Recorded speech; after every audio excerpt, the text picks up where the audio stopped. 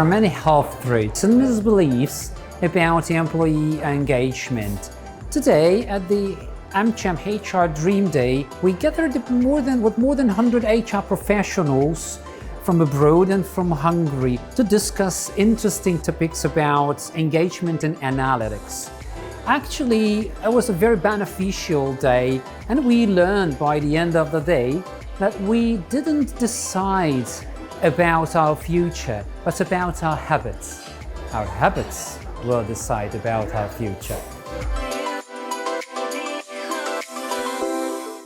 As we talked about in the AmCham Hungary event just now, the 4 dynamics of hybrid work are critical if you want to really get the most out of the benefits of hybrid work. 1, you've got to care more than just about engagement, you've got to care about well-being. Leaders are quitting and they should be the most engaged, right? But it's because our lives have to be better because we work for a company, not just our careers. Secondly, we have to care about trust and productivity. Being productive is really important, but it only comes when you feel empowered, and that comes from trust.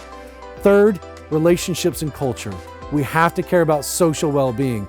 Being at home lonely all the time is not good, especially for those who are introverted and need those extra triggers. Bring people back in smart ways. And last, it's gotta be about fairness and inclusion. There's a proximity bias. Managers are gonna ignore people that they don't see more than they do than the ones that they do see. So we've gotta make sure that we're taking care of the people who we don't see every day.